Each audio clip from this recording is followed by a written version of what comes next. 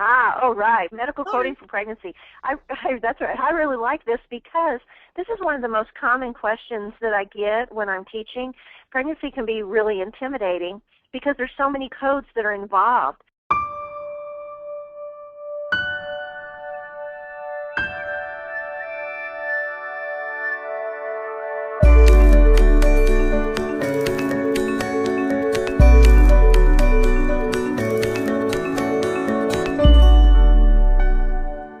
One of our PBC students had stated, how many codes do I need when I code a pregnancy and delivery? This continues to confuse me.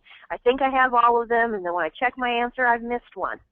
And if you click on that answer, I've got a scenario that's actually in the Carol Buck books that covers several.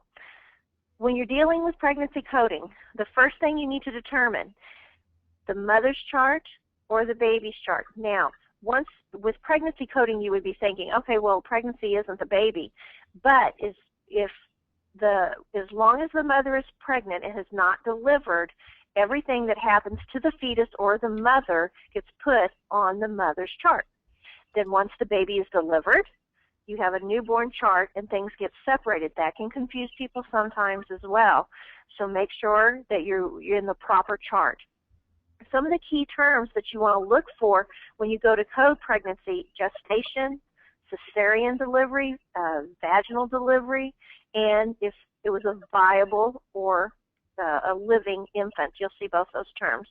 Okay, this is one from the textbook that we use, the Carol Buck books that we like so well, the step-by-step.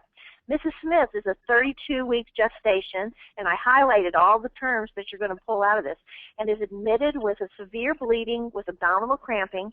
An emergency ultrasound is done, and fetal monitors are applied. She's diagnosed with total placenta previa with indications of fetal distress. An emergency cesarean section is done with delivery of a viable male infant. So I broke down the codes that you would use for this. This is actually in the Icd-9 section of our book, but I went ahead and pulled out a CPT code. And when you're doing CPT codes for delivery, it's a cesarean delivery only. You'll also find codes for CPT where your patient tried to deliver vaginally and was not able to, and so then they reverted to a cesarean delivery, or they went in as a cesarean initially. Those are things you want to pay attention to. So your Icd-9 codes, we just start at the very beginning. So we have a pregnant patient, and it's complicated because there's a problem. Whenever you see any type of a problem, then that's a red flag, and the term you're going to look up is complication or complicated. What did she have that was complicated? She had a problem with her placenta. What was it? It was placenta previa. So that code 641.11 is the code that we're going to use first. That's why she was brought in, because she had a complication with the pregnancy, the bleeding, all of that, or the signs and symptoms of the placenta previa, so you don't code those. Now, what did this result in? We have distress of the fetus. So you look up distress of what? The fetus, and it's affecting the management of the pregnancy. And how is it affecting the management of the pregnancy is that we're going to have to deliver. Placenta previa is a danger to both the baby and the mama. You'll bleed out, and you bleed out very quickly, so that could result in death of both the mother and the baby. It's something that they have to take care of quickly.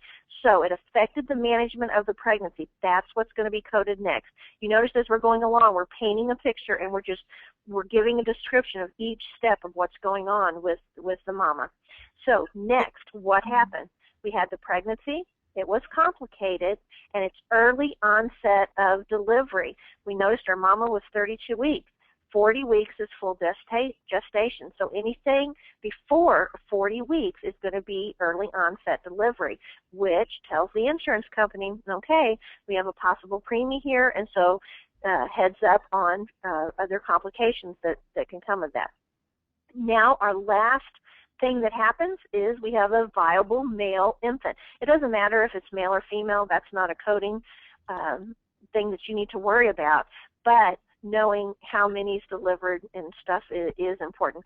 This is a V code. All pregnancies with deliveries end up with a V code.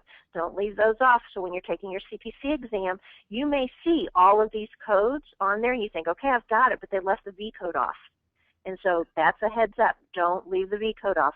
What do you have? The outcome. is the term you look up. Outcome of delivery, single, and then live born. Because you have stillborn babies, and that's a separate code. So everything turned out fine. We had the outcome. We had one baby that was born, and the baby was born live. That's where you get the viable. And that's how you do a pregnancy code when you have complications. You just go from the beginning to the end, step by step, kind of in order as they happen, and make sure that you get everything that's listed. Get more CPC exam tips, coding certification training, and CEU credits. Go to www.codingcertification.org.